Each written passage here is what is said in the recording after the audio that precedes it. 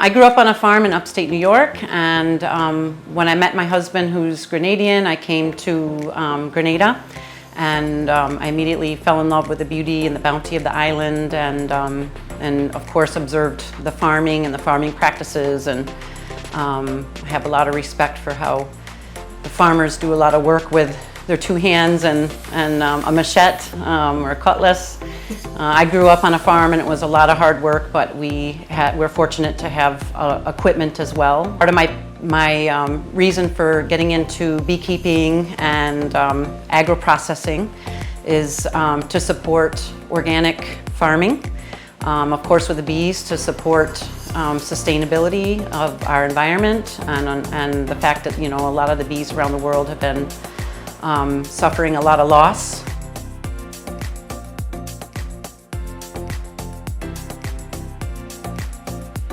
Fruition is a sustainable business. I say truly sustainable because sustainability involves three pillars, which is economic, social, and environment. A lot of times I think people hear sustainability and they think about the environment, which is wonderful. And in my opinion, we have a lot of work to do to save and preserve our environment. But the business that you conduct is also important what your impact is on the community in which you're conducting your business. As I was brainstorming on the beach one day with a friend, brainstorming business names, I had already started beekeeping, and I had started brewing kombucha and giving it to friends, and then friends were asking for it, and so I could see the potential for it to become a little business. And as we were brainstorming, one of my friends said, "Oh, how about fruition?" And I always knew fruition to mean when something finally happens, and because I had spent many years brainstorming what I might do if I lived here in terms of agriculture and whatnot.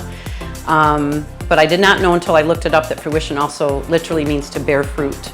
So once I saw that double meaning, and it just aligned with the purpose of my business and what I want to do, and so my business became Fruition.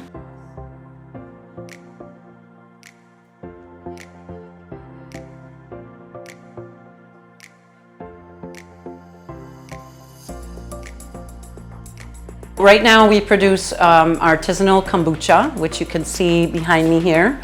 Kombucha is a functional health beverage, so it does something for you other than, you know, quench your thirst and rehydrate you.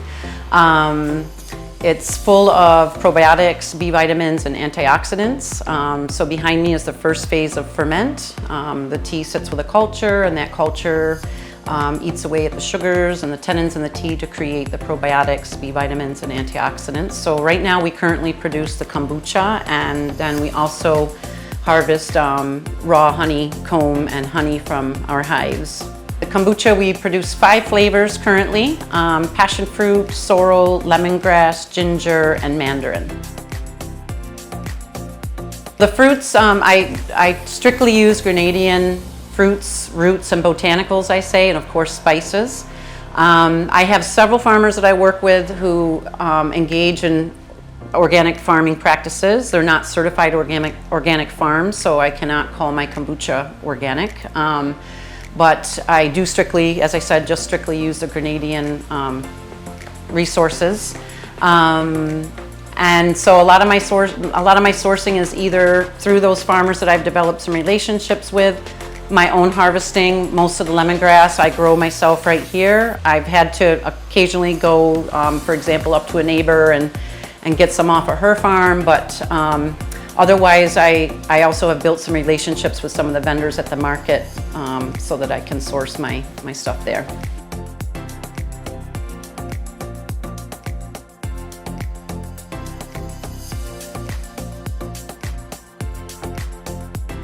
Quality is key in my business. You know, as you can see, I bottle everything in glass bottles. I'm really passionate about using glass because it's recyclable and it's not leaking, you know, different chemicals and stuff into the products as plastic potentially can or does. I have to bring in organic raw cane sugar and organic fair trade green tea to produce my base kombucha, as you see here.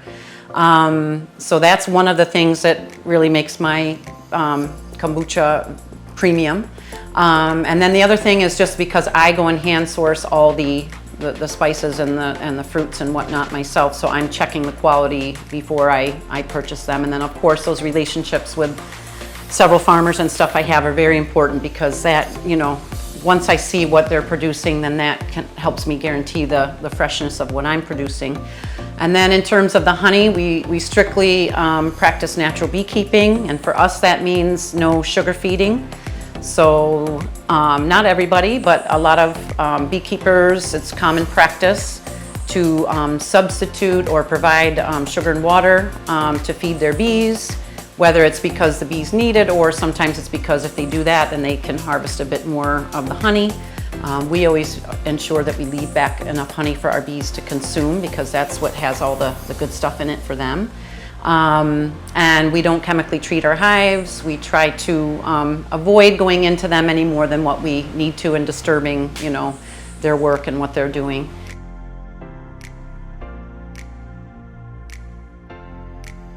It's a lot.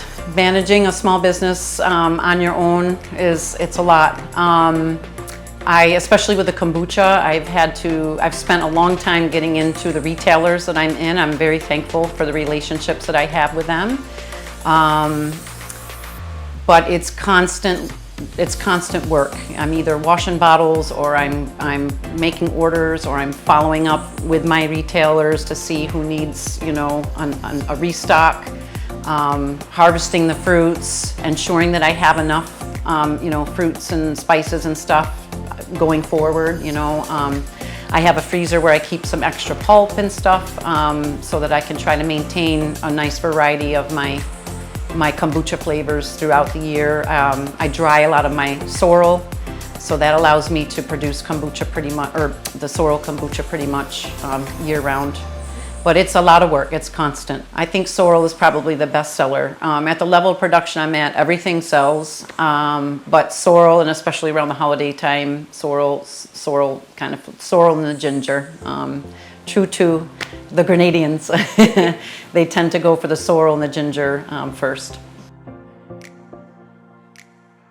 My goal is to become the first exporter of kombucha in the Caribbean. On a bigger scale. What I'm doing is not necessarily proprietary. Anybody could start to learn how to brew kombucha and brew their own, but on an international level, the big players in the States, for example, their flavors just can't compete with Fruition's. In fact, the passion fruit and the ginger and all of these lovely ingredients come right here from our beautiful volcanic soil. It makes a big difference in the quality of the kombucha that we produce and the flavor that you get out of it. My goal is to continue to build Fruition, to become a company known for premium quality agro-processed or harvested products in Grenada. I find, being someone who grew up in the States, a lot of times we don't associate the Caribbean with premium products.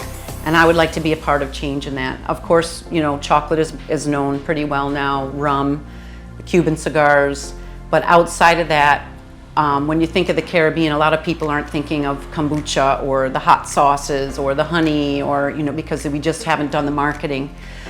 So one of my goals is to get Grenada, in particular, on the map, to be known for producing premium food products.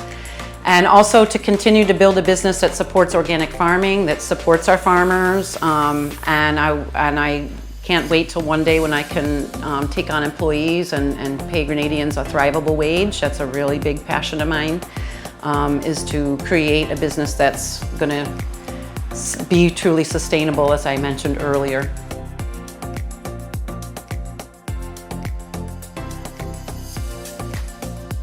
Access to other markets or assistance with that would be great. I'm figuring it out, you know, step by step. I'm currently trying to see how I can enter the Trinidad market. I officially moved into my brew house and got it operating in October. We were building it in the summer.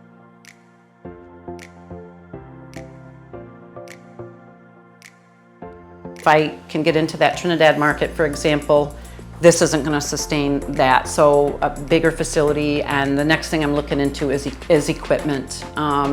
But also trying to figure out how can I mechanize things while maintaining the artisanal quality of the products I'm producing right now. And also to greatly expand my apiary. And I'd like to be able to export my honey as well.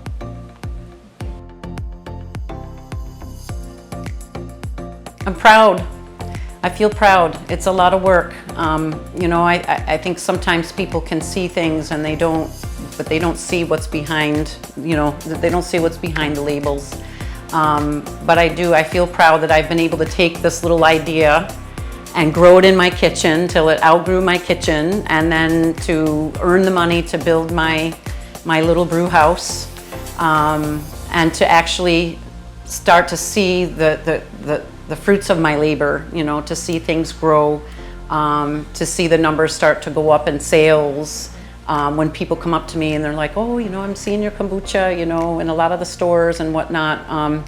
It makes me feel proud because I know all the work that I've had to do to make that happen. If there's another young woman who's considering going into agro-processing, what would you tell her? You can do it. Yeah, you can do it, but be prepared. It's hard. And there's days, even though, you know, I definitely, from a few years ago when I started doing this to where I am now, you know, I've achieved success. I'm not a millionaire, but I've achieved successes, but it's not easy, you know, and you have to have belief in yourself and what you're doing. And when the nights are long and the days are hard and you're thinking about, you know, giving in or whatnot, you have to be prepared to keep pushing and keep climbing up that mountain and seeing how far you can go, but you can do it. And just take your time and do your research. You know, I kind of explained earlier that I did kind of fall into the kombucha a bit, but I didn't completely. I started to make it, but I also then did my market research, and I found out, you know, that kombucha was the fastest growing functional health beverage, and that a lot of the alcohol sales aren't as high as they were globally, you know, a few years ago, and the younger generation isn't drinking alcohol as much. So when I started to see that the research was supporting the product that I wanted to, you know, create, that gave me more inspiration to do it. So do your research too.